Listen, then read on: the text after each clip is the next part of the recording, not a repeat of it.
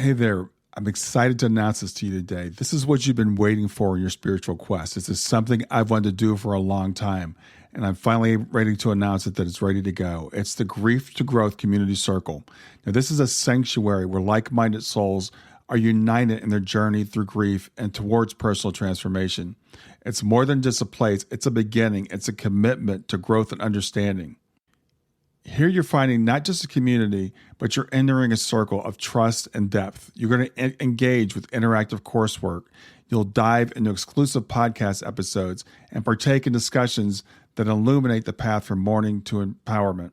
This is a realm where every question is honored and every individual's journey is validated. To be part of this exclusive circle, visit us at grieftogrowth.com/community or look for the chat icon at the bottom of every page on the main website. Remember that entry is a privilege because I want to ensure that every member is as dedicated and genuine as you are. You must apply to join, but the journey within is worth every step. So go ahead and join us today. Check it out, grieftogrowth.com/community, and I look forward to seeing you there. Hi there. Welcome to Grief to Growth podcast.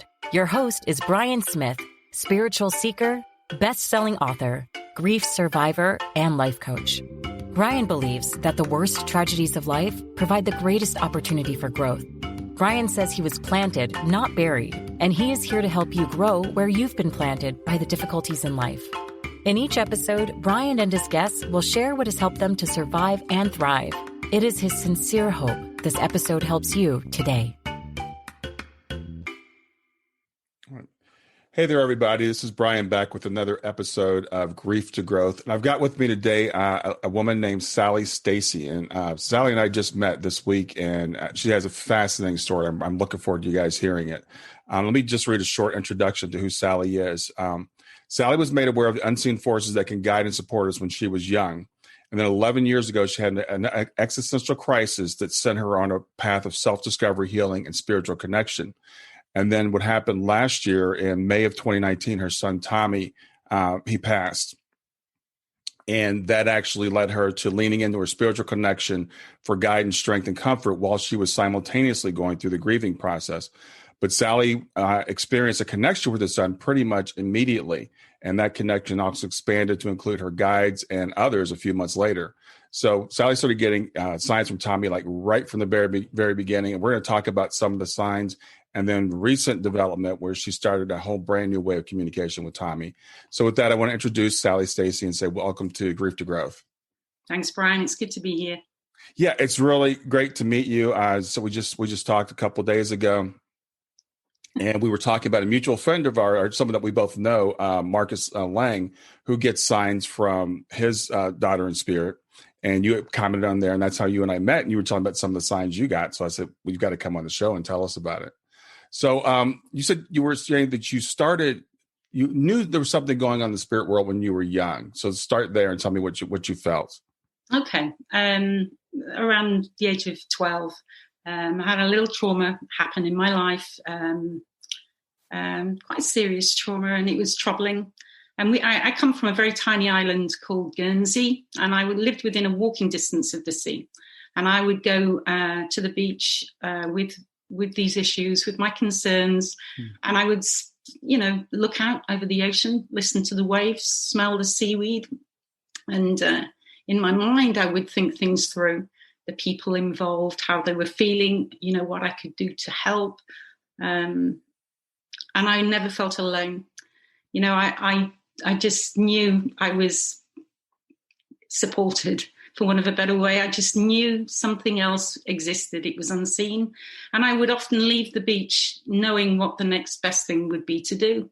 And I would do that for years, go to the beach and do that without ever thinking what it actually construed, that I was connecting spiritually to whatever was. I never put any thought into it. It was just what I realized, that that was about it. But it was something I didn't carry through into my adult life. Yeah. So you felt that connection from a very, very early age. Yeah. Okay. And then you had some sort of a crisis or something that triggered you 11 years ago. Tell me about that. I did. I have lovely family, 2 beautiful kids, happily married for over 30 years. We lived in many countries in the world and got to experience many things. Mm-hmm. And I found myself disappearing down a rabbit hole of emotional pain. The trauma I mentioned from earlier in my life that occurred as a teenager and a little more a bit later on, I'd sort of done the British thing of brushing it off and getting on with life. And I'd never seen anybody. I'd never dealt with the emotions or anything. I think, they were the emotions attached to that trauma just lay dormant for a long time, and they would come out in different ways. They would, in different situations, which created the same sort of fears. They'd kind of come up, and it resulted eventually to me just, having an existential crisis, a dark night of the soul. I reached the point of, why am I alive? Why am I here? I mean, what is the point of this? This pain is just excruciating. And I realized, at the same time that all the answers lay within. They weren't external. They were within. Mm-hmm. And that's where I had to look. And that's what I had to discover. And that's what I had to heal. And that's what I did for a good couple of years. I worked hard on myself. It's difficult sometimes to look in the mirror, but I did. And it was interesting. I had some therapy, great woman that helped me go back into my past and face those things and realize what were triggering, emotions over the years. And I'm telling you this because it actually is quite important in grieving such a traumatic loss as a child. Yeah. Those things that you bury because they're too painful, they don't go away necessarily. They'll just lay dormant and can affect you in all sorts of ways. And so I learned how to deal with the trauma that had occurred, how to effectively process the emotions and release them, let them go. And as a result of that, over a couple of years, I developed spiritual practices. I began meditating, prayer, if you want to call it prayer. People often put a religious connotation on prayer. Mm-hmm. I talked. It wasn't prayer. I just talked. Mm-hmm. And it would happen in the mornings, but it would sometimes happen during the day. And during that span of time before Tommy's accident, there were a few times where I had knowings come in. There was one time I was walking late at night with my dog, and an issue, again, from a long ago in the past, when it came up, brought me a lot of pain. I literally wanted to turn it over. I said, you take this. I don't want to carry this anymore. I don't understand it. And out of nowhere, this voice, which I can't say is masculine or feminine, literally put knowledge in my mind that I did not know, and it was gone. That was the end of that. And that happened a couple of times. Feelings of being surrounded by God or source, just a couple of times. I absolutely felt it in those years, but nothing, as big as what happened after my son passed. But during that time, as I healed, I got involved anonymously in helping others that were in tremendous emotional pain. I joined an online community. It's not Facebook. It's a lot of people there, and nobody knows who I am apart from my first name and my affinity for sunflowers. And, it's a standing joke in the family. If I was to die the next day, there'd be nobody at the funeral, but there'd be many people around the world that would mourn my loss. And I was just fine with that. I'm quite happy in that type of role. Mm-hmm. So, that's really the background story of on the day of Tommy's accident. I'd never felt more spiritually fit, and mentally fit. Yeah. I was primed for it. Yeah, it's interesting how life works that way, right? So we have these traumas, and I think it's common people bury them and think that they're buried, but they seem to always come up at some point in life. And then we go through this dark night of the soul. Yeah. And then you started working on yourself. So tell me about Tommy. What happened with Tommy?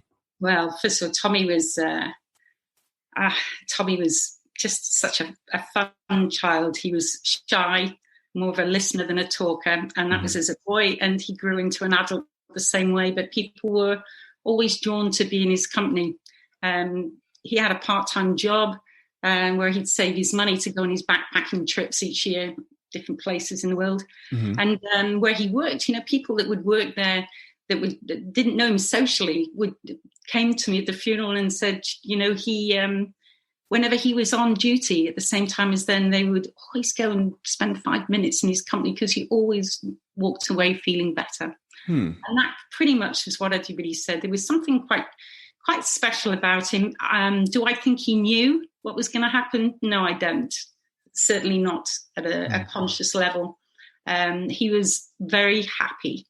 At the time, he was just happy. He was still in school, taking a degree, he had his part-time job, he was traveling. He'd grown into his skin as an adult, so he wasn't quite as shy as he had been growing up. But and he was loved by everybody, wicked sense of humor, and he had a maturity well beyond his years. He kind of knew the important things in life. He didn't chase materialism or whatever. He earned money to go and explore a new country, or to spend time with his friends and so on. It was lovely. But so that's the backdrop to him. And he has a sister just under 2 years older than he is. On that day, he the night before, he was due to come home and watch the last episode of Game of Thrones with his sister. And because he was coming home, not going out with his mates, he took his dad's car. And for whatever reason, he didn't come home. And, waking in the morning, just assumed he was sleeping over at a friend's house. He often does, not a big deal, apart from the fact that it's unusual for him to do that if he had his dad's car. But, so be it. Yeah. And I got up and I went to take the dogs out to use the bathroom side of the house. I have a big affinity with animals or living creatures, excluding British house spiders and mosquitoes. I think I'll always be a work in progress there, and I always greet them in my day, no matter if it's a lizard or a, whatever. And I went to the side of the house and there was this huge turtle, enormous, the biggest turtle I'd ever seen. And we locked eyes. We just locked stares. And I went cold. I went ice cold.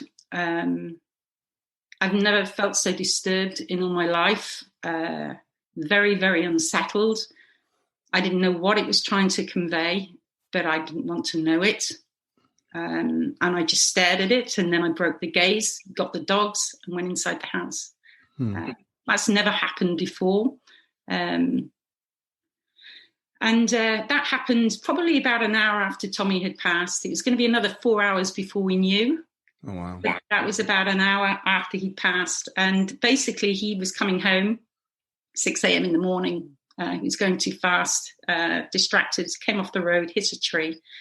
The car flipped and burst into flames. And that happened. So he'd already passed an hour before that turtle moment.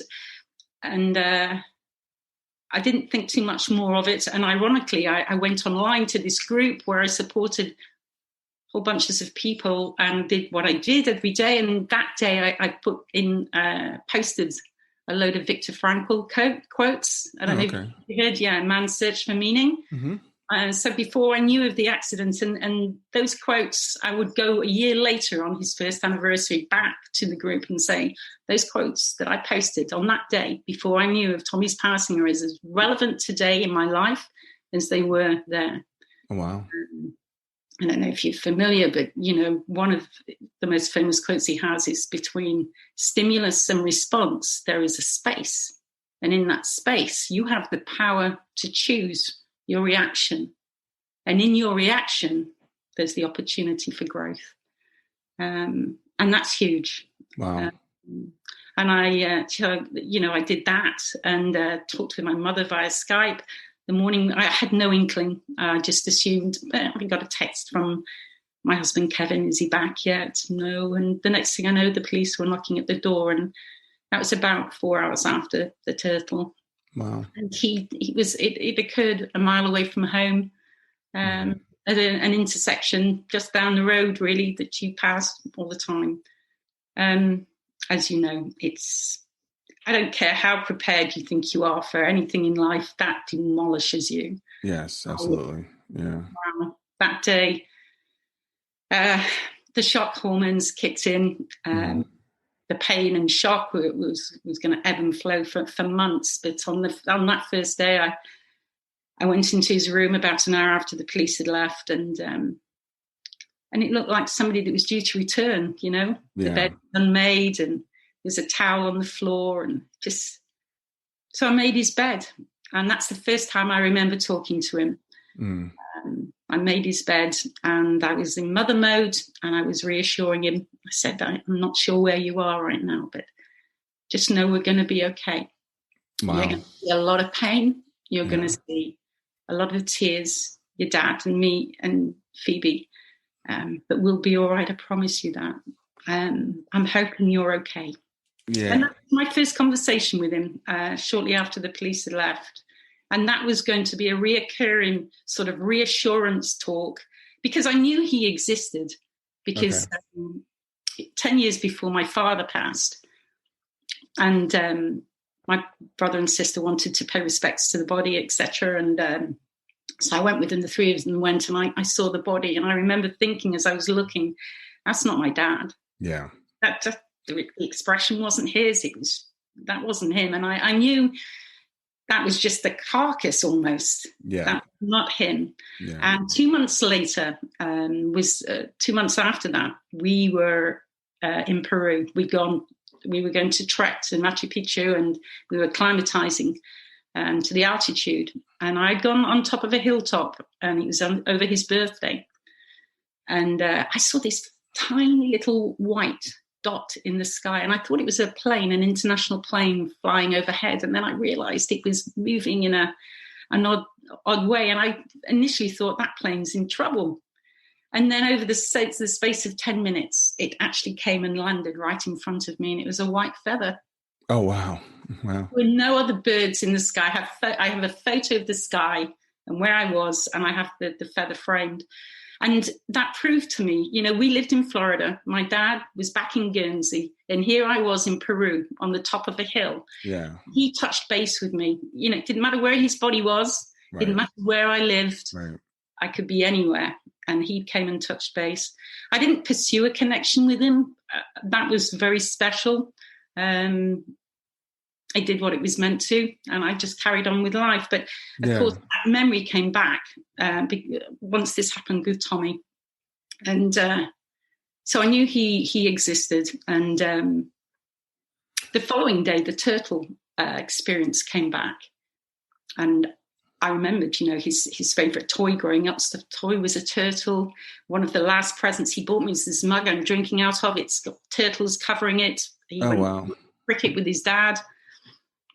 And a lovely friendship that I've recently developed with someone called Raven. She tells me that the turtle represents the Mother Earth. And to her, what happened to me that morning was Mother Earth offering her condolences for what had happened.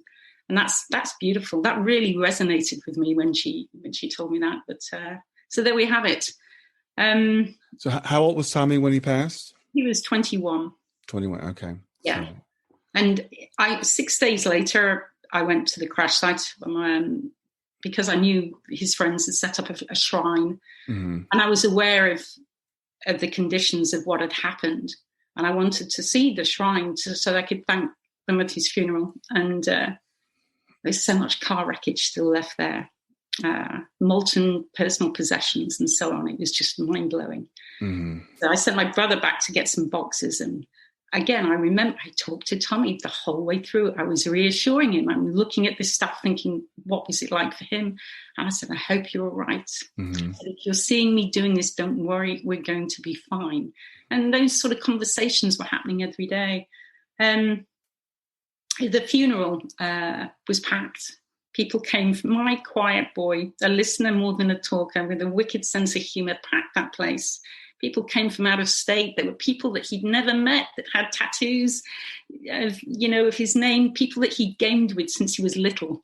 They were just in total shock. This guy who touched so many lives. And I wish, ironically, when you think it's a funeral of your child, it was actually a very special day. And when I look back on it, I look back at it with fond memories, ironically. Yeah, it's interesting because you say that you don't think he knew that he was going to transition early, but as I talk to parents who've had kids that have died early, it seems like almost universally they're special kids. They're people that touch people's souls, and so my daughter was the same way. Her service was packed. She was 15, and she had only been in public school for like 2 years. Yeah. So, I was like, I didn't think anybody would even know who she was, but there were just tons of people there. So I think there's something about these kids that they may not know at a conscious level, but I think at a soul level, I think they kind of know. Stay with us. We'll be right back.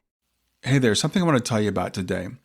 My podcast platform, Buzzsprout, has recently made it easier for me to allow you to support me financially. Go to www.grieftogrowth.com/subscribe. That's grief2growth.com/subscribe. And once you're there, you can sign up to support me financially.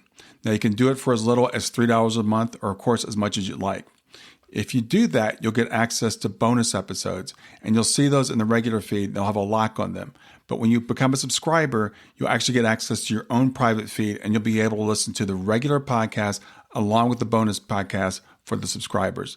I want to thank you for listening. I want to thank you for sharing the podcast. And I want to thank those of you who support me financially. Have a great day, and on to the episode. Actually, and you just made me remember what was interesting to me at the time was, firstly, he hadn't chosen his subjects for when he went back to school. I mean, school was almost out for the summer in May, and he still hadn't chosen. His time was really ticking, and he just hadn't done it.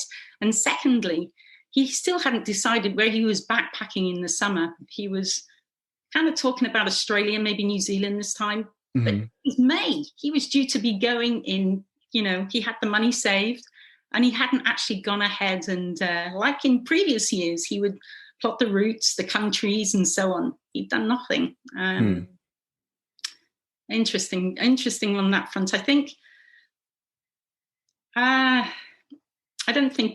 just feel he didn't know on a conscious level at all. But at a subconscious level, perhaps he didn't do that planning for the very reasons you say. Yeah. Well, my daughter made a comment like a few weeks before she passed. She was playing with her sister. We were up in Columbia, a couple hours from where we live at my brother's house. And she made a comment. She was playing with her sister and her cousins. Like, when I die, I'd like to be cremated and buried under a tree. She was 15 and she was healthy. Wow. And we didn't learn that till after she had passed. And we were talking to my daughter about, what should we do in terms of arrangement? Should we, bury her or have her body cremated or whatever? And we decided for cremation. And my other daughter said, yeah, that's what Shayna wanted. And we're like, well, how did you know this? And she told us the story. So I don't think she knew on a conscious level, but that was an odd thing for a 15-year-old to say. Yes. Yeah, very much so. And it's interesting. You prompt me to remember something else. About 6 weeks or so before the accident, for whatever reason, he and I talked about the afterlife. In our family, my husband is a Catholic. I would just class myself as spiritual. My daughter has her own concepts of spirituality. She's very spiritual in her own way. My son at that age just couldn't wrap his head around anything existing afterwards. And we had this talk, and he knew about my practices and what I did. And he said, Mum, I don't want to hurt you. I just can't see it. I think just when we die, that's it. And I remember it was such a lovely conversation, me looking at him thinking, I think you'll probably change your mind, as you get older. I'm sure kids go through that of not quite believing they can possibly be. You're only 21. So that's really what he died. That was his perception at that time. And when the signs became obvious, one of my very first conversations with him was, well, I bet you were surprised to find him still existed. Yeah. So you knew right away because of the preparation you had done, your spiritual practice. You knew that Tommy wasn't gone, and you were speaking to him, saying, if you can hear me or if you can see me. So when did you start getting signs that he was actually hearing you? Well, first of all, the funny thing is, at the funeral, we played The Who, Tommy, Can You Hear Me? Ah, yeah. Because a lot of his friends aren't religious. And so we had a prayer in the middle. We had moments of silence and we played that. It was a young person's funeral. You know, we played his Spotify music beforehand and so on. And I, every day after the funeral, I would go in the garden first thing in the morning and I would sing that first line. I would look at the sky and just gently sing the first line. And then I would talk to him about his dad, his sister, me, the animals, anything and everything, every single day. And it would start with that line. I danced the dance of denial and doubt and is it real, as many of us do with signs. He got me on the third week. And this is an interesting story because it explains something relating to signs that happened a little later on. Nobody had been in his car. He'd been driving his dad's car that night. Nobody had been in his car. And I suddenly thought, you know, I ought to check it out in case there's any food in there. This is Florida.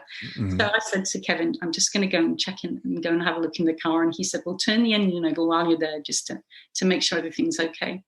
So I took the keys and I sat in the seat and there's personal possessions of his. There's the pens and T-shirt and so on. And tears streamed down my face. It was such a painful experience. And I turned the engine over as Kevin told me to. And then I thought, you know, I wonder, because whenever I drove the car, I just got a car. He and I shared that car for quite some time. And I would always listen to CDs and he would always turn the radio on. I wondered what he'd been last listening to. And I turned the radio on. And the song was by Mumford and Son. And I'm a mum, I'm English, Mumford and Son. And it was, I will wait for you. And as the song is playing, I felt the car just fill with his presence. And my breath is taken away. The tears have stopped and the song is belting out the chorus. And I got out of the car and I thought, surely not. No, that can't be. And I walked around to the back of the house and I sort of propped my arms on the fence there to think it through. And I felt a presence to my left. And I glanced over and there's a cardinal sat on the fence where my arms had propped, just staring at me. And that took me over. I thought, okay. And that's when I made the joke to him about being surprised that he continued to exist. But the big one for me, and I wrote about it online, was at 6 weeks, I saw him. He appeared before me. Wow. I'd been to the funeral home that day and he had inadvertently told me more about the state of Tommy's body than I had known about. And it was horrible. It was terrifying and really upsetting. And I came home. Yeah, I cleared it out of my system on the way home. Trust me, I shouted and sobbed and whatever as I drove home. Right. And that night I sat outside under the stars and I talked for him for a couple of hours about anything and everything. And at one point I did mention about what the funeral director had said. And I was just concerned because I'd started reading afterlife books by now. And a lot of people say that as they leave the body, they look back and see their body. And I was really concerned if he had done that, it would have been very traumatizing. And so I thanked him for the signs that I'd been given. And I said, if possible, could you just let me know that you're okay, that you're not traumatized if you did, actually see the body. And I braced myself for something happening out there but it was just the normal night breezes and night noises. And I finished. I was very peaceful, as I always was after these talks. I came in, I started just to tidy things up, ready to turn in for the night. And as I turned in the family room area, there's a small hallway that goes to the living room, the sitting room area. And he just went, pink. He was there. And then bing, he was, as fast as he came, he didn't gradually materialize. He was just there. And then he was just gone. And he was wearing his green, I can still remember it to this day, green sweatshirt, white shorts. He had one foot on the last of the stairs. And he was smiling, looking directly into my eyes and smiling. And whoa. I had no idea that could even be done. At this stage, I didn't have a Facebook account. And I had no contact with any other parents. I'd met one person locally, and that was it. So at this stage, I was pretty much doing this on my own. And I'm grateful for that, actually. Those 3 months that I had no real contact with others, I knew from what had happened to me earlier what I needed to do. My connection to spirit was based on just unconditional love.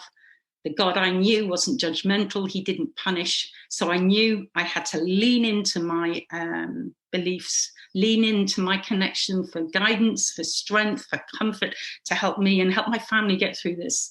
And at the same time, I needed to honor my grief. I needed to feel everything that needed to be felt and honor it.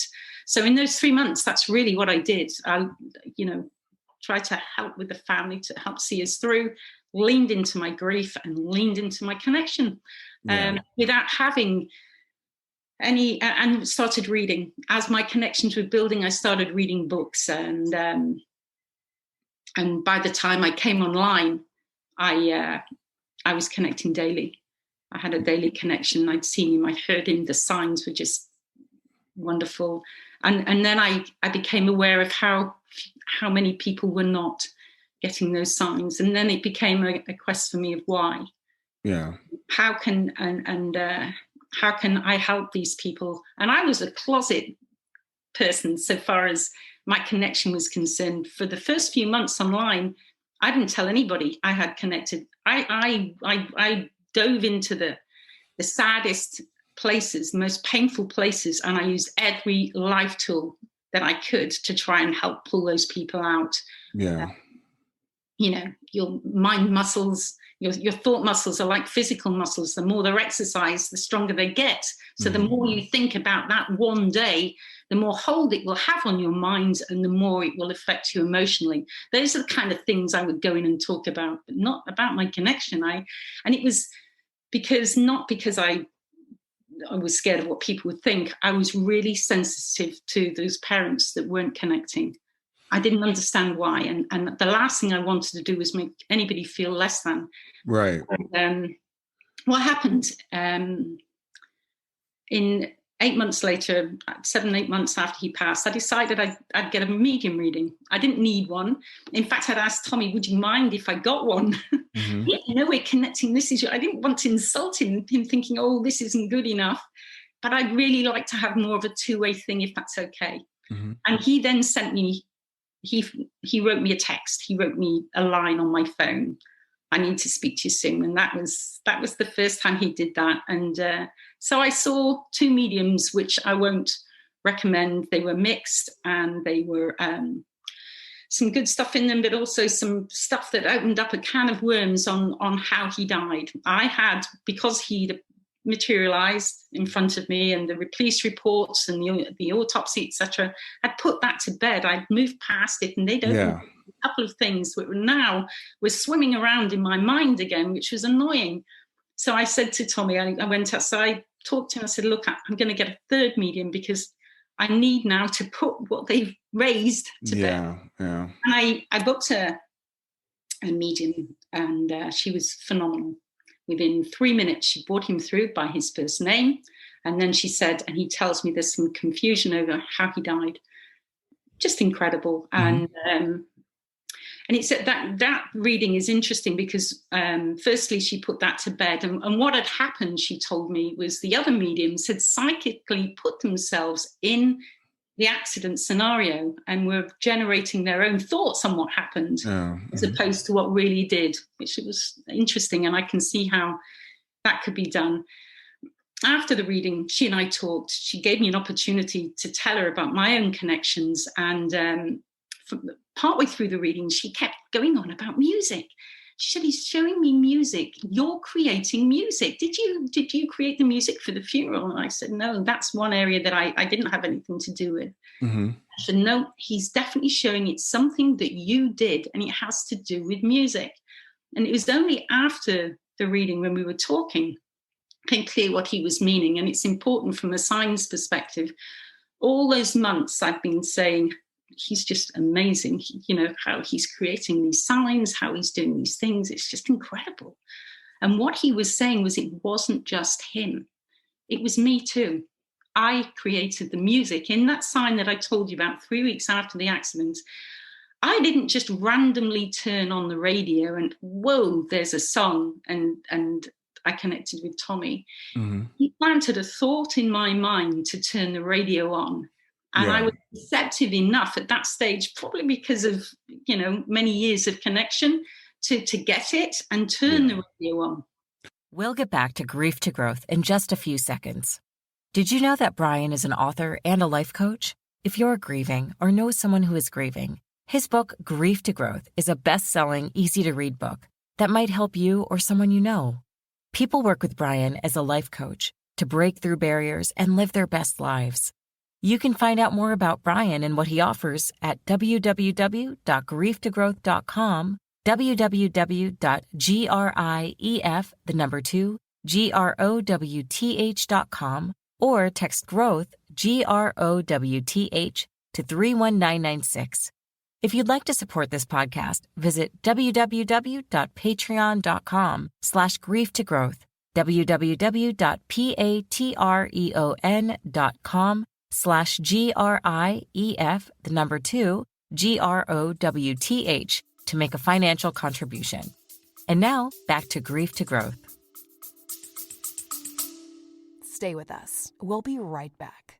Hi there. I'm really excited to tell you about my latest ebook. It's 4 lessons that you can learn from the near-death experience without going through all the trouble of dying to learn them. I've been studying NDEs for several years now. I am completely convinced that not only are they 100% real, but that there's some very universal wisdom that we can get from the near-death experience. And I've distilled that down in this book into 4 short lessons. And I've also given you all the reasons why I believe that NDEs are absolutely real. So go to www.grieftogrowth.com/NDE lessons to pick it up for free. www.growth.com/NDE lessons. I hope you enjoy it. Yeah, I want to interrupt you just for a second. I think that's really important what you said, because I'm an engineer, so I'm always wondering, like, how do these signs work, right? So do they put the music on? Do they tell the DJ to play the song at a certain time? Or are they putting thoughts in our head? And what you just said, I got goosebumps when you said it, because that's been my impression. I think they put thoughts in our head. Turn the radio on now. Turn this on now. And a lot of things. The thing about science is the timing and recognizing it. So, like, you saw the turtle. Some people might just say, "Hey, I just saw a turtle," but you put that together as you thought back on it, or seeing the cardinal. So I think a lot of times when people say, "I'm not getting signs," I think they're just not seeing them. They're just not receptive to them. One of the questions further down the line that I asked Tommy, as my knowings increased, my knowings got stronger. As I realized that part of the equation, it just expanded. As I trusted it and I opened myself to it, it expanded and expanded. And I'll just say, actually, from a musical perspective, quite a while later, I'm sat in the garden. My husband's out in the car. And the knowing comes through from Tommy, get Dad to turn the car radio on. I think, am I really going to risk doing this and being silly? But because it doesn't come through as his voice. It comes right. As thoughts. So I text Kevin and I say, "What time are you coming home?" And he says, "Around 6-ish. And I say, "Okay, well, when you get in the car, just turn the car radio on, but don't change the channel." And that was it, because he knows I'm connected with Tommy. Mm-hmm. And next thing I know, he gets in the car to come home and he sends me a photo of the radio and what's playing and his T-shirt. The band and the song that are playing on the radio are identical to the song that on the T-shirt he's wearing, AC/DC, Back to Black. Wow. And now the thing here is Tommy couldn't do that directly to his dad. Mm-hmm. Dad can't wrap his head around all of this. He believes it's happening, but he wouldn't have got that. But I got it and asked him to, and he went ahead and did. And that was an interesting sort of learning curve as well. The other thing I'm thinking, Sally, as we're having this conversation is, you're talking about all the prep work you did, and you're being open, and your receptiveness to this, just in general before Tommy passed. So that you were kind of a clear channel, I guess, even when he passed, because you were open to it. And I just had something happen to me, like, it was just 2 weeks ago. I walk every morning, And I was like, when I go home, I'm going to make pancakes. And I hardly ever make pancakes because it's just my wife and myself. And I used to make them for the girls when they were here. That was like a special thing we do on Saturday morning. So I come home, I made pancakes for breakfast that morning. Like 2 days later, I had a reading with the medium, and she brings up pancakes. And she says, you used to make pancakes for the girls and you would put chocolate chips in Shayna's. And that was really weird because, like I said, I never make pancakes, but I was out that day. I just had this thought: when you get home, make pancakes. And then, so it's weird how that all works. My car radio signs got massive. Yeah. And I'll tell, because this ties in with prayer and sending love out. Towards his anniversary, my daughter had put a compilation together of videos and photos and had put Elton John's song Rocket Man to it. Mm-hmm. And I played it for the first time in the garden. I was sat in the garden, I'm listening. And I've done this before with different people, and I know it's received. And I poured my love to Tommy into the universe as I listened to the song over and over. I just poured it and poured it and poured it out there. And the song finished, and, I had tears and so on. And the knowing was to go and switch the car radio on. And I went to switch the car radio on, and the song playing was Rocket. And within the song, Elton John's Rocket Man is actually quoted in the song. Oh, wow. Wow. That happened immediately afterwards. That's how easily you're heard.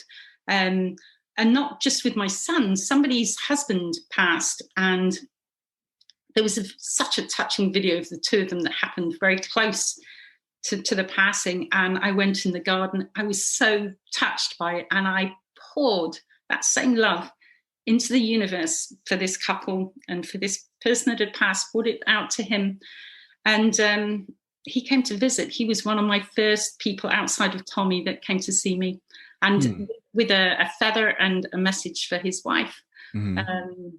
And that again is how effective prayer and pouring your love out can be. It absolutely is received. Before we start, you said you wanted me to remind you there were some signs you wanted to talk about. Yes. Well, just to show a couple, I wanted just a couple. I wanted one from a personality perspective, because they really do take their personalities to. Mm-hmm. One of my favorite signs belongs to this little guy. This is an official Manchester United teddy bear. Okay. And it was on a Sunday. It was Kelvin Chin had a session going on at 1, and I was due to go, and it was 20 minutes to 1. And I'd already said in the morning I was going to him. And I'm due to go and pick up a strimmer later on in the afternoon from Home Depot. And I get this thought, I have to go and pick up the strimmer now. And I hear it, and I'm like, no, I can't go and pick the strimmer up now. I have something I'm doing at 1 o'clock. Mm-hmm. And the thought came back. I'm literally arguing with the thought. Mm-hmm. No, I have a commitment. And it just got stronger. And now I'm curious. And I know that those sessions are taped and they'll be able to see it later. Yeah. So I told my husband, I'm going to go to Home Depot right now and go and pick up the strimmer. So I left. The crash site is, just down the road. Yeah. And I'll turn right at that intersection to go to Home Depot.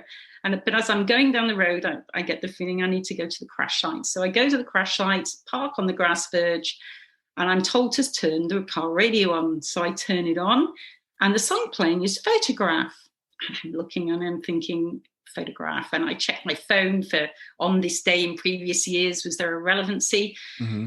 Didn't see anything. So I just take a photo through the windscreen of the area where there is a shrine where the crash site had been. And then off I toddled to go to Home Depot. Straight away, I know that I've not done the right thing. That comes through as a big, big feeling. I've missed something. So I go to Home Depot and I pick up the strimmer. And on the way back, I go back, park on the grass verge. I think photograph. Well, maybe I'm supposed to take a photo of the flowers, etc., around the lamppost. Maybe there are some new flowers there and I'm supposed to take a photo. So off I go, get out of the car, walk over.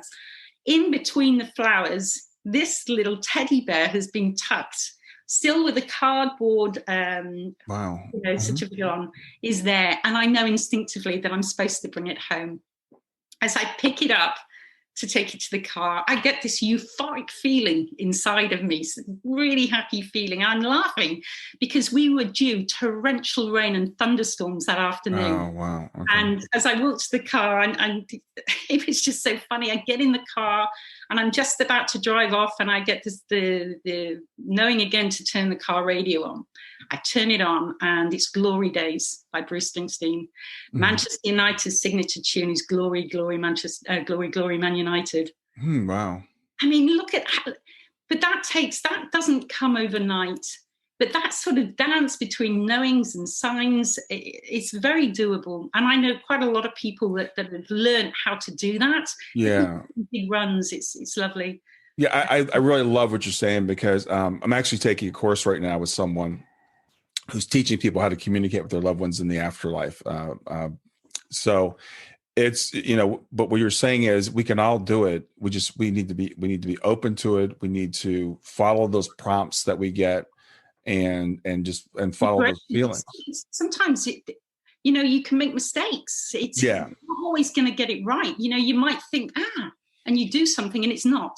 And that, just as with everything in life, you can learn a lot by your misses as opposed to your hits. So, just go for it and learn from the misses. That's happened to me. But that's how you refine what you know is, does that mean I'm supposed to do this? No, it didn't. It helps you to refine what you're getting in if you're brave enough to allow yourself to make the misses as well as the hits. Yeah. So something happened in August of this year that kind of like kicked everything up another notch. So tell me about that. Oh my gosh.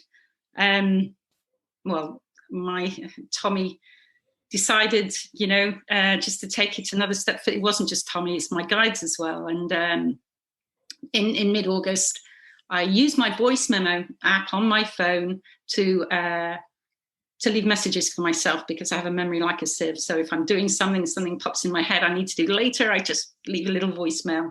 And it was in the middle of the afternoon, and I went to leave a message for myself in my garden, and there was one created at around 7 a.m. in the morning. Mm-hmm. And it had been given the title of X. Which is interesting, because if it just said recording number 10 or recording number 13, I may not have taken that much notice, because I often don't give my memos titles. I just, but it had actually been given the title X. And my son, like a lot of people, he plays with my phone all the time. So I knew this was likely something. And I listened, and you can hear me from at that time in the morning, pottering around. You can hear my footsteps. You can hear me talking to my husband at one stage.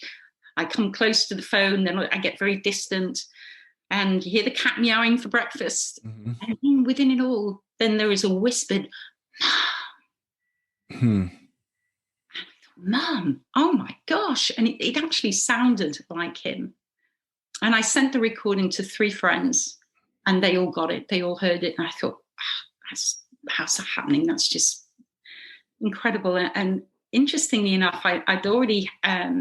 I'd had some contact with Susan Giesman before over grief, processing of grief for parents. And at this time, I am then being nudged to contact her again. And I'm literally pushing against it. No, I can't do that. She's really busy. I'm not, no. And it gets back and came again. And eventually I did. Sanaya had come to me basically, and I reached out to her and said, Sanaya's been, and here's a recording, for you to listen to. She listened to it, she couldn't hear it. And I was just devastated. I couldn't make sense. I went back to her, messaged her back, and said, this makes no sense. Why would Sanaya tell me to come to you with this recording for you not to be able to hear it? And then Sanaya came, and she had the old lip twitching that occurs to her. She came back to me. Sanaya, it was a teaching moment for me. Sanaya absolutely confirms that it was your son that made that message. And the teaching moment is you have to, stay firm in your beliefs. It was him. You have to stay firm with that, because there are going to be people that are going to doubt this. They're going to doubt the fact that it was him, which is very true. And now, looking back in hindsight, that was a very important marker for me. Yeah. When you think what's happened now, because there are going to be major doubters about what's happened since then. Yeah. But so it was a good moment for me then. And after that, he then made a further message. This time I spotted it. I was walking between the kitchen and the living room, and it was 6:30 in the morning, had a coffee in one hand, phone in the other, swung the phone up, and my voice memo app was open and it was recording. And so I popped my coffee cup down, plonked my hand on top of his urn, which just happens to be in that area, and I whispered hi. And I let it record until I'd sat down, stopped it recording, played it back. And after my hi, he says, hey. And I'm like, whoa, that was just amazing. Yeah. And then he did a third one and he said, Mum, again. And at that point, I'm thinking, I wonder if I can instigate doing this. By now, since last November, so for the last year, I've been able to feel the presence of spirit, whether it's Tommy or somebody else, I can feel it. So I know I can draw his energy toward me, and it's happened with other people as well. So that's what I did. I focused in on him, waited till I could feel his energy, hit the record button and recorded a message, leaving gaps to see if he'd answer. And he did. I played it back and he was there, and it was just like mind-blowing. And then we started this new relationship. So I have to ask you, did you know about EVPs before and this electronic voice phenomenon? No, I knew about it, but I had no interest in it.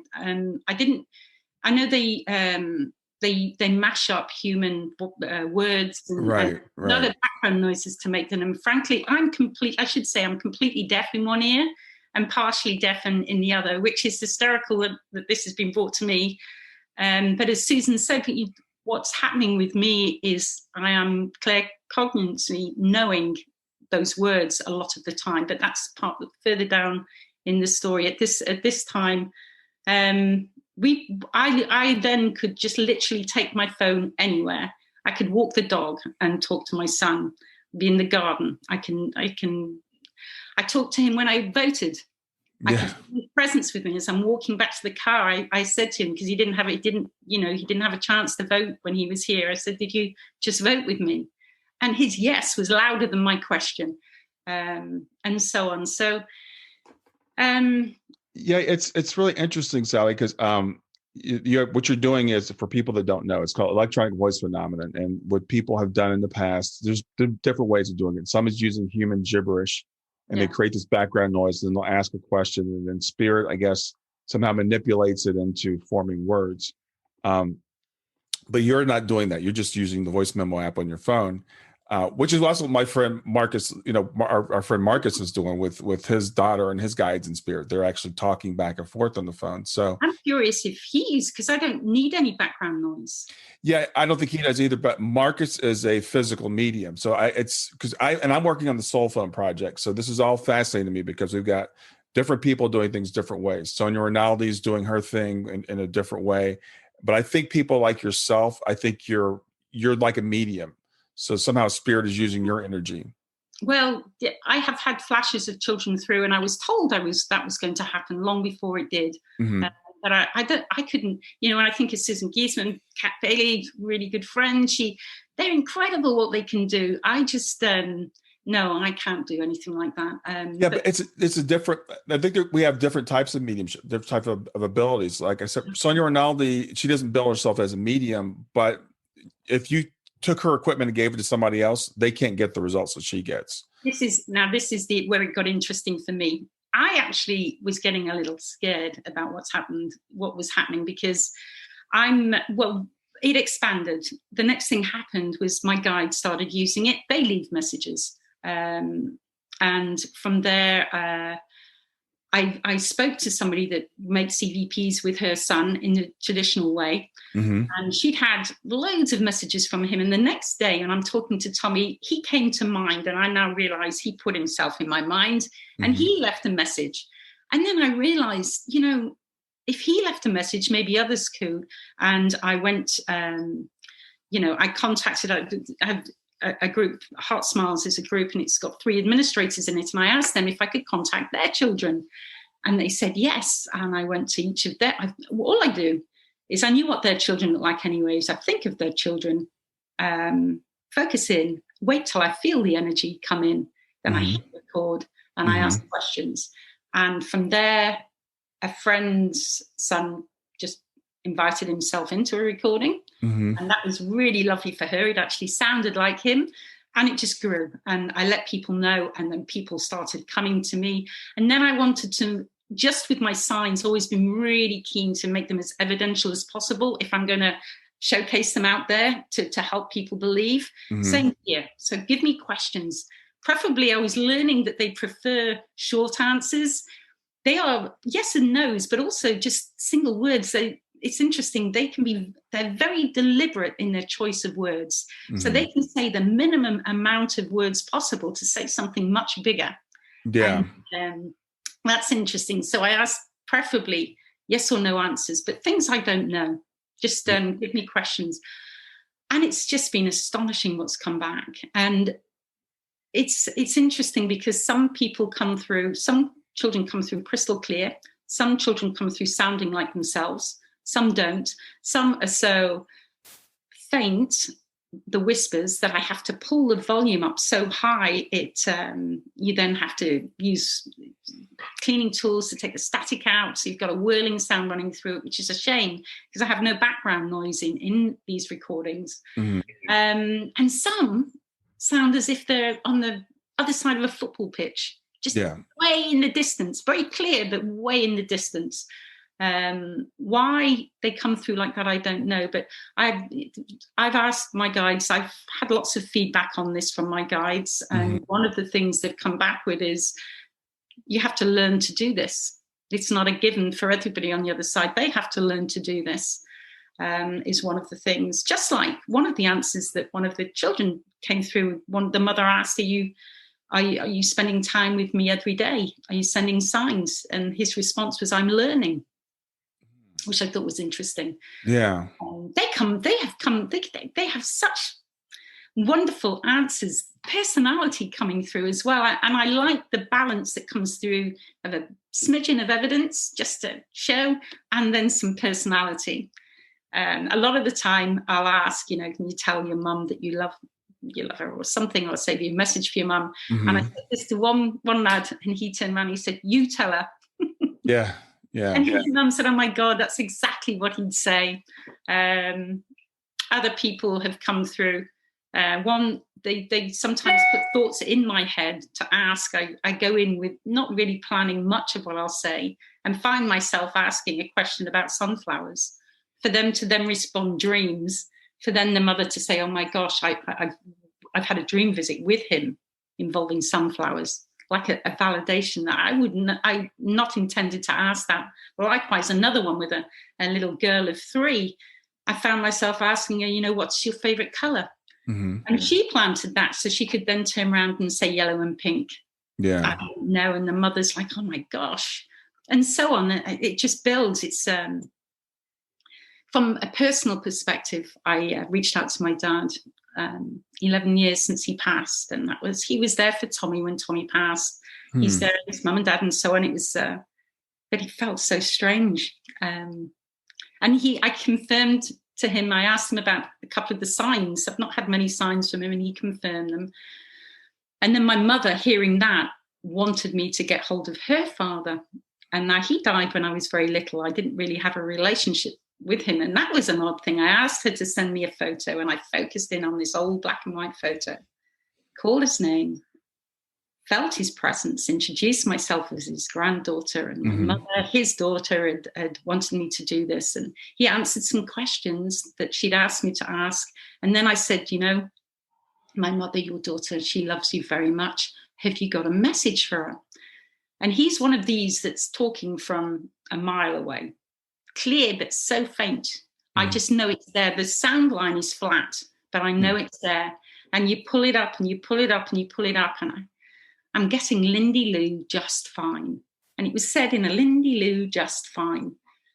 Made no sense to me. So I went to my mum and I said, this is what I'm getting. Is this mean anything to you? And she said, My gosh, Sally, I've not heard that in over 60 years. That's what he used to call me when I was little. Oh, wow. Wow. And that sort of made me very emotional. Yeah. I've just been in contact with somebody that's been dead 45, 50 years. Mm-hmm. It's not been, it sounds wonderful and exciting, but it's been an emotional roller coaster ride as well. Oh, really?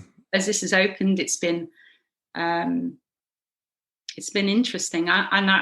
We mentioned Kat before. She's been enormously supportive. Mm-hmm. Without me, which for somehow she knew, and she sent me things and suggestions of how to ground myself and all sorts of different things. And I really needed that, because this was just such unknown territory for me. I felt like I'd gone from 0 to 50. Yeah. Yeah. In a couple of minutes. But it's the other thing I did was I was so keen on helping as many people as I could by doing this. I'd just sit in the garden and do 4 or 5 recordings, bang, bang, bang, bang, bang. Mm-hmm. That was no issue. It was really lovely. And it was every time I kind of come in and ask questions. That's the easy bit. Then you might have 10 minutes worth of recording that I then transfer over to my computer, and there's a flat line. Unless they're loud and you can obviously see it, and you watch every single second at that flat line. And remember, I'm deaf. I just know where there is words in that flat line, but it takes a lot of concentration, and I feel presence of the spirit when I'm doing it. Yeah. So I'm pretty damn sure they're behind it. Yeah. And I can't do 5. I cannot do 5 on the trot. I lose it. It goes.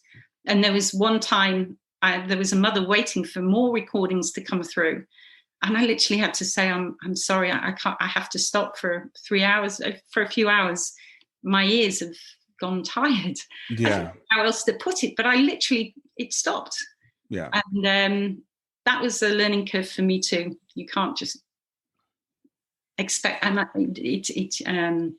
yeah. So yeah, it takes a lot of energy to do what you're doing, and I know I think we talked about Sherry Pearl when you and I talked the other day, because I know she was doing some things like this, and yeah, the recording is one thing, but the parsing through and finding it and then enhancing it, and not everybody can hear all of the words. So and it's interesting. You went to Suzanne Giesman and said, is this really happening? And she couldn't hear it, but there's something about the interpretation also that requires, I think, a connection. Yes. Yeah, because there have been times when something's very clear to me and I've passed it on and I just don't hear that. Yeah. What do you mean you don't hear that? And that has been part of the learning curve too. And what I tend to do now is I'll sit on a recording overnight and I'll listen to it again in the morning. 99% of the time I have sent out recordings, they've been heard. So it's doing what it's meant to do. And I'm really, really pleased at that. So the majority of the time, what's going out is heard. Otherwise, I've actually stated now, if I don't think it can be heard, or if it's so quiet that I know that by pulling up the volume and then having to use static tools, it's not going to be good, I'm just not going to even attempt to do it. I will write you a transcript, and that's all I can do. Mm-hmm. Otherwise, I could spend all day on something that's not going to sound good at the end of the day. I can hear it really clearly. Yeah. But one other thing, and this is Susan Giesman's observation, I sent her a recording of me telling my son as I walk my dog late at night, "I love you." And he comes back with, "I love you." Very clear. There's no sounds. And this is what I was directed to go back to her again. And I had a fear, because all I kept hearing from other EVP people was, you have to have a background noise. You have to have a background noise for them to use. And I'm not. Mm-hmm. And she used to be a linguist, and she listened to this recording and she came back and she said, when I listened to the second "I love you," it's got tones of your voice in it. And she found that fascinating. I found it horrifying. Mm-hmm. My initial thought was, oh my gosh, I said "I love you" twice. That was me. And I literally thought, and it's only happened in a very small amount of cases. Mm-hmm. But it has happened before. And for a while I thought, this is just ridiculous. Am I going, a little crazy here? And then I realized when I went back to the original recording that hadn't got the second I love you bumped up to match sound volume wise to the first. Yeah. Have a sound wave for the first I love you, normal sound. The second I love you, which is crystal clear, slightly sharper pitch than mine, and more quickly said, it is so tiny, it barely bumps the sound. There is no way a human could have said that in such a quiet tone. So what her suggestion was on those is they are using the sound energy of my voice from my earlier comment to create the second comment.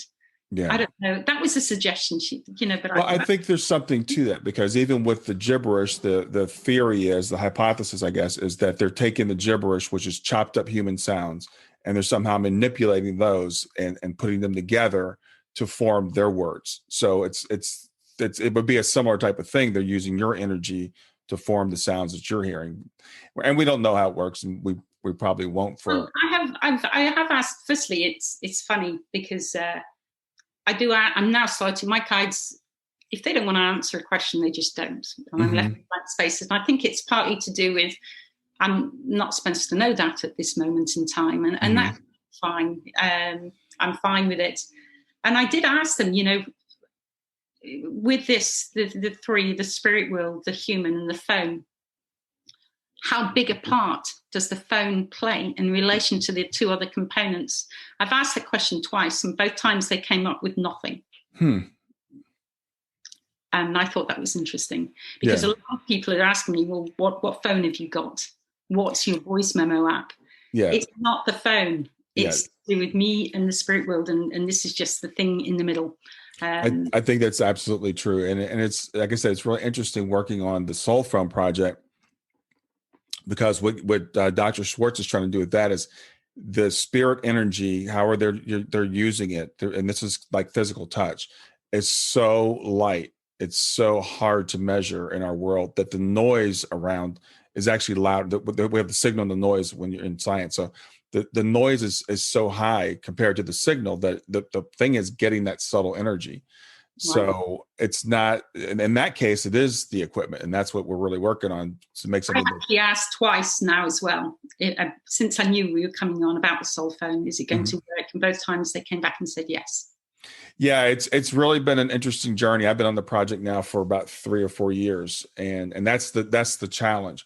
So it's always fascinating for me to talk to someone like yourself, or like Marcus, who is just he has a microphone that they've actually somehow spiritually manipulated, and he's communicating through a microphone, and how all this stuff works is crazy. And you were telling me you did the Scrabble tiles at one time too, right? That's how I learned about Marcus. I did, because of what he did, and I put a load of Scrabble tiles in a flat old cardboard pizza box under my bed, under the bed in the spare bedroom. And sure enough, the tiles were moving, and I couldn't wait to see what was going to be said. And then my puppy got in there. Been there for about a month by that stage. I kept it very secure, and she just saw the box and whoosh. So people know Marcus, actually, that's one of the ways he started communicating with spirit. He would put Scrabble tiles in a box and put it under his bed. For some reason, it takes weeks or for whatever for them to start to manipulate them around. And I've seen some of the messages he's gotten from his daughter, and they're just incredible, like full sentences. I might do that again, actually. You have to be patient.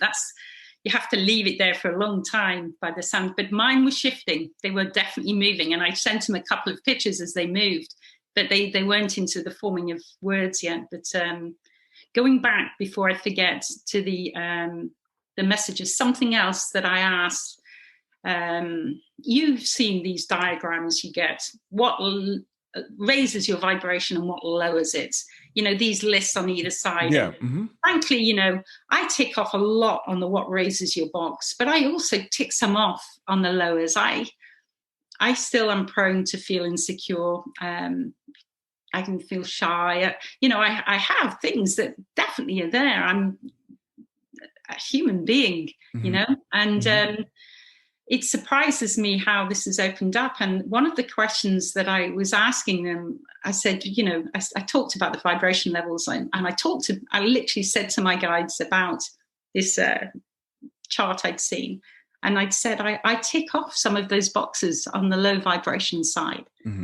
And yet I am able to do this. Why? And they came back with, in a very loud, it's really loud, ready, you are ready. And later on, the same recording probably, I'm asking, is everyone else going to be able to do what I can do with my phone? And they came back and said, not ready, I think. And I don't think they mean not everybody's ready. I think they mean some people are not ready. In other words, not a case of you can all just tap in just like that. I think there is a readiness perspective to be able to do it.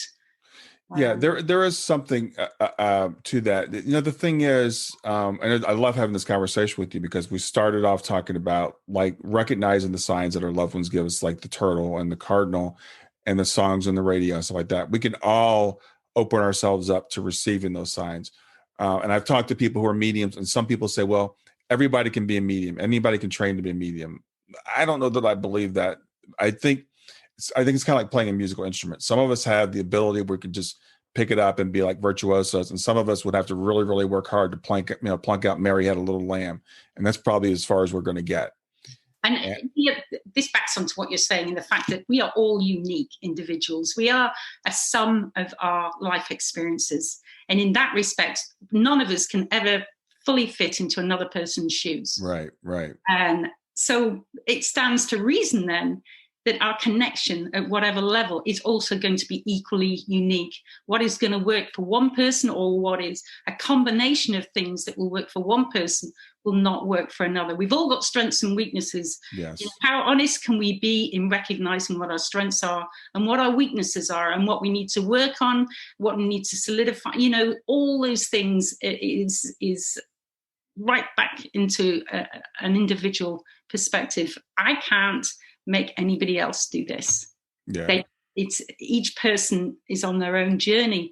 All I can do is share my story, and if any of it resonates or helps somebody else in theirs, then that's the best it can do. And likewise with me, listening to other people's stories, and I listen to many. Early on, when my signs were slower and further apart and so on, I never felt not fair when I saw other people getting more. I was just like, whoa. And I would listen to the background to that happening, what happened. And it doesn't necessarily mean it's going to be the same as my journey, but the more I understand, the more aware I am. I think of the Rolling Stones song, you can't always get what you want, but you get what you need. And I think, because people have asked me about my connection with my daughter, and I can talk to people like yourself, and I could be jealous. Well, I haven't seen Shayna, for example, or people say, oh, I felt my loved one touch me. And I'm like, I haven't gotten that. We all have different relationship, different things, and different things that we need. And I think we get what we need at the time. But if you're open to it, you can start to develop it, and as you're saying, I'm open to follow that prompt, turn on the radio, go out and do this now. I've got lots of stories where I've like just got a nudge to go out and do something, and I went out and did it, and it turned into something really amazing. And I had no idea what I was doing when I wanted to do that thing. Yeah. So just start following those things. If you get a nudge to do something, just follow it and see where it goes. Yeah. And if it doesn't go anywhere, that's a lesson in itself. Yeah. That's how you do. So, well, and speaking of that, I have to tell people how you and I, ended up connecting, because I guess we connected a little bit on Facebook before. We were in the same places. And I liked something that you had said, and you're like, well, if he really wanted to reach out to me, he'd reach out, and you didn't contact me. And then you said you turned over a dish the other day, and I'll post the picture. You sent me a picture of it. You said your name was on the back of the dish. So I'm like, what? But it was there on the back of the dish, B. Smith. And so you decided to contact me. Next morning, that was literally, I looked at the message you did, and I thought, I'd love to talk to you about this. And I thought, well, you know what? If he's interested, he'll contact me. And this is my guides nudge me in all sorts of ways. Yeah. Trust me, if I was left to my own devices, I wouldn't be meeting as many people. Raven's another one. My guides, literally, she doesn't mind me talking about it, tacked on a message on the end of a recording that I was making with a child about Raven. And from the details they gave me, I was able to find who she was. Yeah. And we had some lovely conversations. as a result. So, they nudged me and also, and that was a big nudge. And that's when I reached out to you and we're having this conversation. I had no idea you were involved in the Soul Phone project. And this is, actually this is just what I'd like to do, if it's all right, is I want to see if I can make a recording. Yeah, sure. Ready to go? I won't be able to show it to you now, but yeah, absolutely. Yeah. This I tend, although they were made with Tommy, not using an earpiece.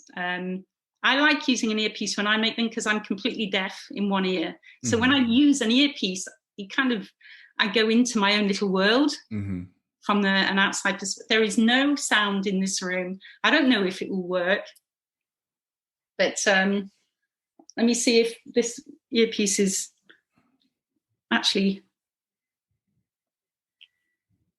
yeah, it's on. Okay. So I've just gone into my standard sort of, I don't think you can see it. It's a voice memo app on my phone.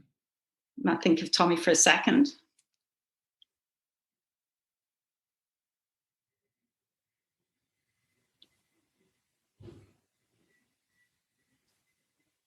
Tommy, can you hear me?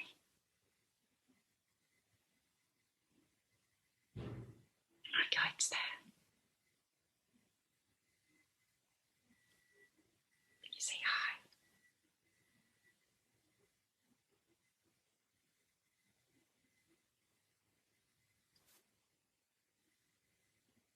I've got Brian on the screen.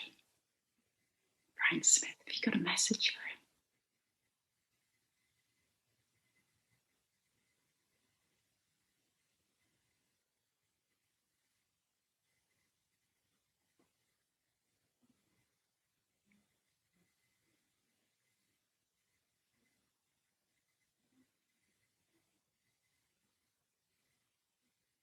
Okay, thank you. Much love. 11:45. Oh, exactly 1 minute. Oh. And yes, I can feel presence quite strongly. So it'd be interesting then. I'm telling you the time and the exact length, so that afterwards, I don't listen to it on my phone because usually it's too quiet. But I will often, if I want to skip the computer, I'll look on my iPad because I can see the recording of the voice memo itself on there. It has the same app, and I can see the sound wave. Yeah, and I can just tell when there's going to be, looking at the dots of the sound waves if there's something there, and then I get all excited and transfer it onto my computer, onto WavePad, bump up the volume, and listen to the whole lot. So a minute, it wouldn't take me long to do. Awesome. That sounds awesome. Well, so you're doing this for other parents now, right? I think you said particularly you're doing it for parents. So, can people reach out to you to have you do it, or how are you connect with people? Yeah, I have quite a long list. Okay. I am trying to limit it to maybe 2 a day, maybe 3. Yeah. If they come through clear, and some of them really do. Some of them are. It's really easy. I don't do anything apart from triple the volume, cut it into recording segments that are easier to send out. That's it. Yeah. But others, you have to raise the voice and raise it and raise it and raise it, and then use tools to bring the static down. Some of it is slightly muffled and it's really difficult to make out what they say. So those recordings can take a long time. And what I do with some, and I have 3 at the moment, is they'll come through maybe with 2 or 3 clear comments, and the rest is really good enough to make a recording. So I'll make notes and I'll put it in my file as pending. The next day when I do another one, I'll go back to that person and see if I can get more. And I might do that 2 or 3 times because I like to end up with a really clear name and something more than a yes or no. Yeah. If I can have them saying their name, that seems to go down really, really well. If I can have something validating that I can't possibly know, that's just brilliant. And an I love you of some sort. And also, without every single one has come back. Do you spend time with your mother, with your parents every day? With yes. They say it in different ways. Yes, absolutely, sure, learning, but it's always been positive. And I always, since last November, since I could feel Tommy's presence like I just did, every time I think of him, he comes, I feel him. And then there are other times in the day I might be doing something like either the dishes, something mundane, or I might be chasing my dog that escaped. That happened once. And I feel him come. So he comes when he wants to, and he comes when I ask him to, but he's certainly not here all the time. And that's fine. I hope that he's off either having a blast or doing whatever. I know he helps other kids who transition, sudden death transitions. And I know he helps with these EVPs with my guides have actually come through in my EVP recordings. I had one child come through, and I'm in the garden, and it got really noisy. First, the car went past on the private road behind the house. So I paused.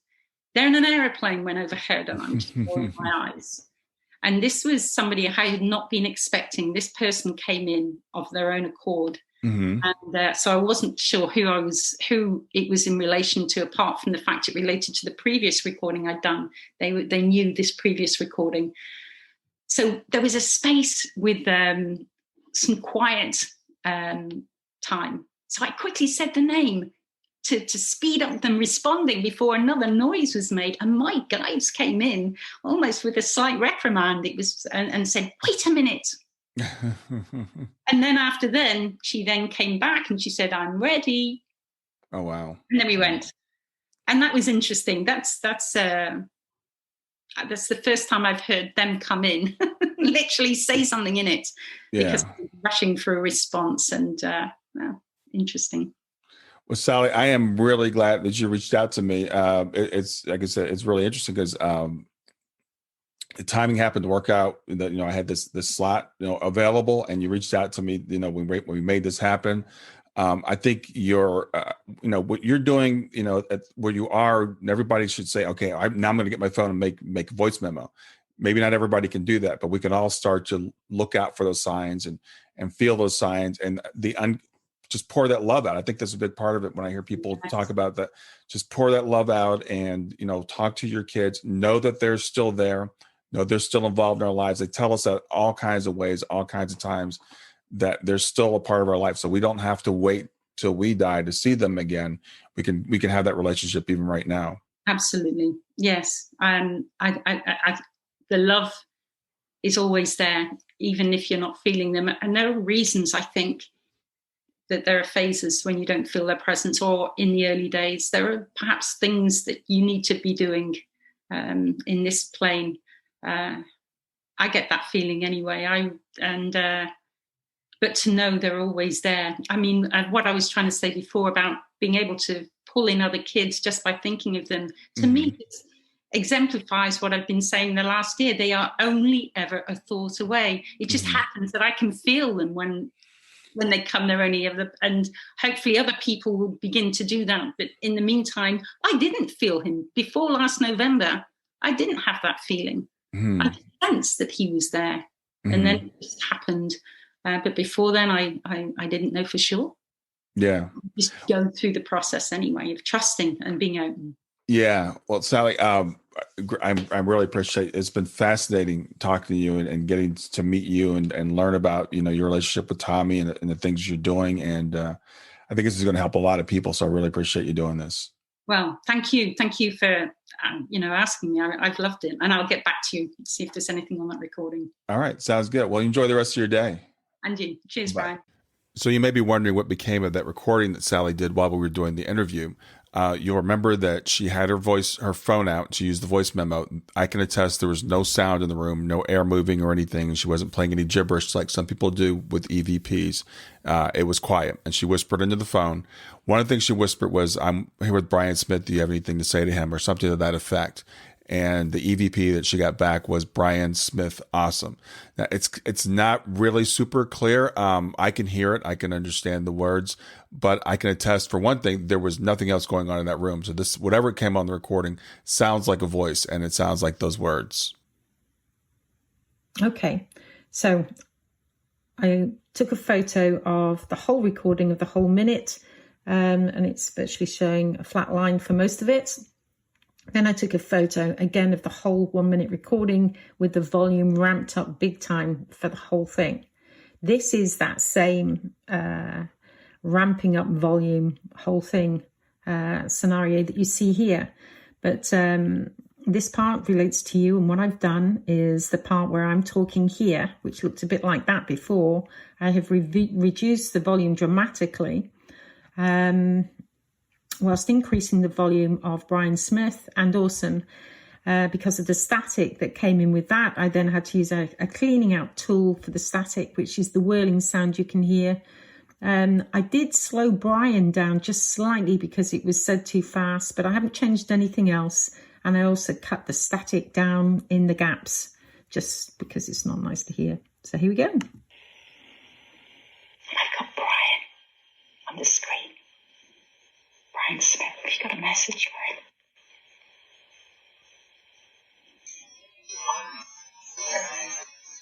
Brian Smith.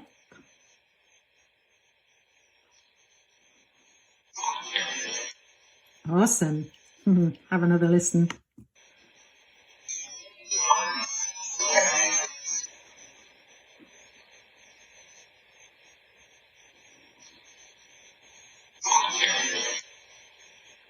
There you go. Well, I hope you enjoyed the episode. I want to make it really easy for you to reach me. So just send me a text to 31996 and simply text the word growth, GROWTH. In fact, you can right now just say, "Hey Siri," send a message to 31996. And when Siri asks you what you want to send, just say growth. You can do the same thing with OK Google. Thanks a lot. Have a wonderful day. Thanks for listening to Grief to Growth. Brian hopes that you find this episode helpful and will come back for future episodes.